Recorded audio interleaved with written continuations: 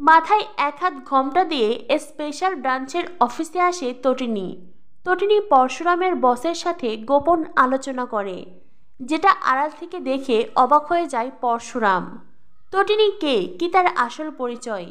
এইবার তারই সন্ধান করতে থাকে পরশুরাম। বন্ধুরা, পরশুরাম ধারাবাহিকের আজকের পর্বে দেখানো হয়েছে কর্ণ চ্যাটার্জি আরাধ্যাকে বলে, আমি তোমায় যে কথাটা বলেছি সেইটা মনে রাখবে।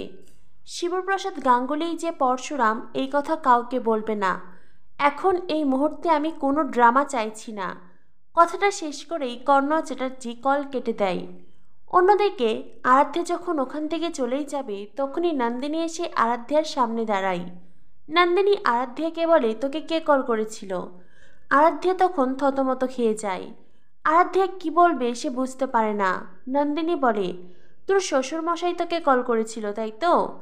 আরাধ্যা বলে, হ্যাঁ, আমার শ্বশুর মশাই। নন্দিনী আরাধ্যাকে বলে, তটিনীকে যখন কিডন্যাপ করা হয়েছিল তখন তুই আয়ুষীর বিয়ে নিয়ে প্ল্যান করছিলি। তুই কেন এমনটা করলি রে? তুই কেন এইভাবে বদলে গেলি? তুই তো এমন ছিলি না।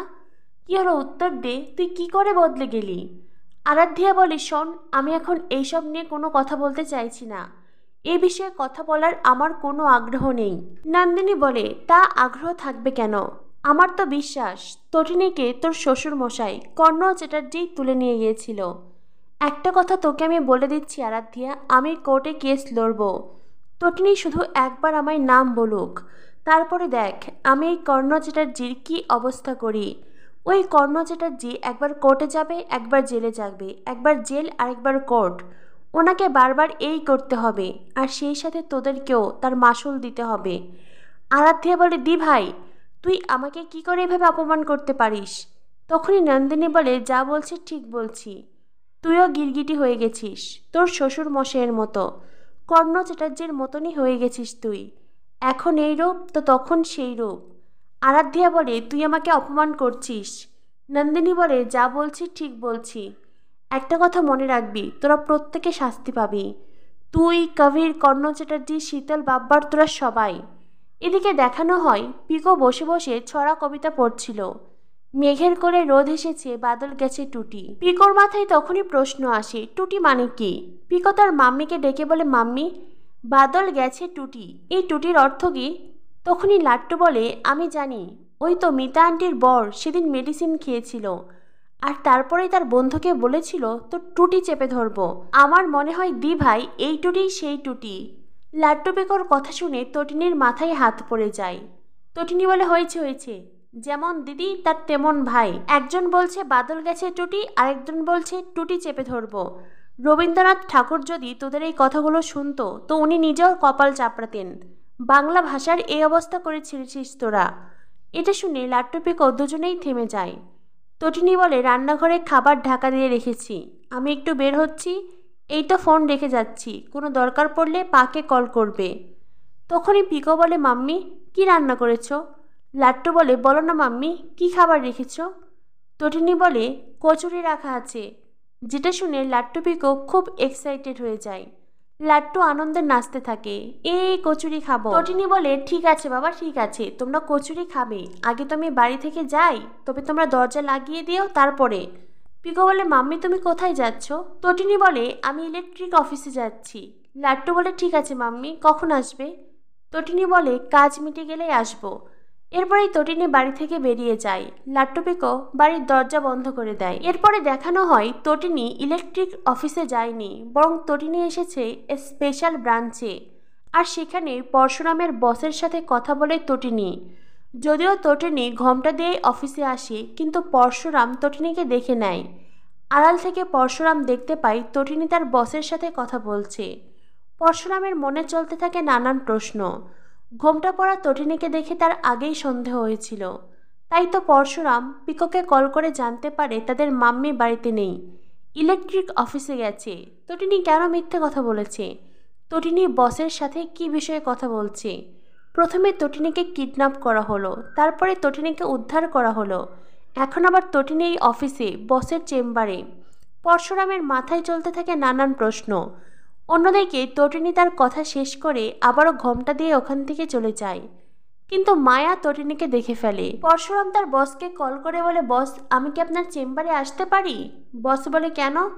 পরশুরাম বলে, না মানে তটিনীর ব্যাপারে। বস বলে, তুমি কি আমার উপরে নজর রাখছো নাকি? পরশুরাম বলে, বস এটা আপনি কি বলছেন? পরশুরামের বস বলে, হ্যাঁ তটিনী আমার চেম্বারে এসেছিল, তুমি নিশ্চয়ই সেটা জানতে পেরেছ। পরশুরাম বলে, কেন এসেছিল আমি কি জানতে পারি? বস পরশুরামকে বলে, না এটা টপ সিক্রেট বিষয়, এটা আমি তোমাকে বলতে পারবো না। এ বলে পরশুরামের বস কল কেটে দেয়। তখনই মায়া এসে পরশুরামকে বলে, বস বাইরে তটিনী বৌদিকে যেতে দেখলাম, উনি মনে হয় অফিসে এসেছিলেন। পরশুরাম বলে, মায়া তুমিও দেখেছ? মায়া বলে, হ্যাঁ বস আমিও দেখেছি। পরশুরাম বলে, ঠিক আছে, এ বিষয় নিয়ে তোমার চিন্তাভাবনার কোনো প্রয়োজন নেই। কথা বলে পরশুরাম অফিস থেকে বেরিয়ে যায়।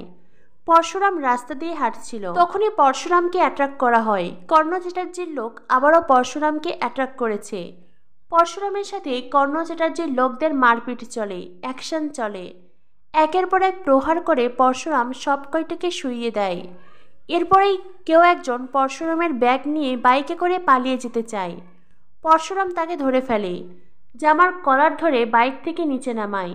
তারপরেই পরশুরাম বলে, এইবার চাঁদ বদন মুখখানা দেখি। এ বলে পরশুরাম তার হেলমেট খোলে। পরশুরাম অবাক হয়ে যায়, সে আর কেউ নয় বরং মুখার্জি বাড়ির ভানু। পরশুরাম বলে, আমি যে আমার শ্বশুরবাড়ির লোককে এই অবস্থায় দেখব এটা তো কখনো ভাবতেই পারিনি। ভানু তখন পরশুরামকে বলে, কে তুমি? কোনো সাধারণ মানুষ তো এইভাবে মারপিট করতে পারবে না, আর তুমি আবার মারপিটও করতে পারো? পরশুরাম তখন ভানুকে বলে, আমি কে সেটা যে তোমাকে পাঠিয়েছে তিনি খুব ভালো করেই জানেন। আর কোনো নাটক নয়, সব পর্দা সরে গেছে, সব ধোঁয়াশা কেটে গেছে। এইবার কর্ণ চ্যাটার্জি আর তার সামনে। তখনই ভানু বলে, তার সামনে কে? পরশুরাম বলে, কেউ না। একটা কথা মনে রাখবে, এইবার প্রহার করেছি, এরপর যদি কখনো আমার সামনে আসো তো সোজা বুলেট চলবে। এই বলে পরশুরাম ওখান থেকে চলে যায়। কর্ণ চ্যাটার্জি ভানুকে কল করে। ভানু কর্ণ চ্যাটার্জিকে বলে, আপনার লোকেরা আবারও ব্যর্থ হয়েছে, ওরা আর কিচ্ছু করতে পারেনি। তবে হ্যাঁ, আজকে আমি শিবপ্রসাদের অ্যাটিটিউড দেখে বুঝতে পেরেছি ও কোনো সাধারণ মানুষ নয়, ওর মধ্যে কোনো একটা ব্যাপার তো অবশ্যই আছে। আগামী পর্বে দেখানো হবে রাতের বেলা ডিনার করছিল শিবপ্রসাদ গাঙ্গুলি তার পরিবার। তটিনী ওখান থেকে যেতে চাইলে পিছন থেকে শিবপ্রসাদ তটিনীকে বলে, তটিনী শোনো। তটিনী দাঁড়িয়ে যায়। শিবপ্রসাদ ওরফে পরশুরাম তটিনীকে বলে, আচ্ছা একটা কথা বলো তো, কর্ণ চ্যাটার্জি হঠাৎ করে তোমায় কেন কিডন্যাপ করলেন? তটিনী বলে, তুমি তো জানো কর্ণ চ্যাটার্জির সাথে আমার শত্রুতা আছে। তখনই পরশুরাম মনে মনে ভাবে, তুমি আমায় আসল সত্যি বলছো না। পরশুরাম তটিনীকে বলে, এটাই কি আসল কারণ? তটিনী বেশ অবাক হয়ে যায়। তার বর তাকে জেরা করছে, তবে কি শিবপ্রসাদ কিছু সন্দেহ করছে? তো বন্ধুরা, এই স্পেশাল ব্রাঞ্চ অফিসে তটিনীকে দেখার পর থেকে পরশুরামের মনে চলছে নানান প্রশ্ন। তটিনীর সাথে কর্ণ চ্যাটার্জির আসল শত্রুতা কোথায়? তটিনী ঠিক কতটুকু জানে? আর এই স্পেশাল ব্রাঞ্চ অফিসে বসের সাথে তটিনী ঠিক কী কথা বলেছে, এই সব কিছু তাকে জানতেই হবে। কে তটিনী, কি তটিনীর আসল পরিচয়? পরশুরাম কি তটিনীর আসল পরিচয় জানতে পারবে? কি হতে চলেছে পরশুরাম ধারাবাহিকে? পরশুরাম ধারাবাহিকের সকল আপডেট পেতে আমাদের সাথেই থেকো। ধন্যবাদ সবাইকে।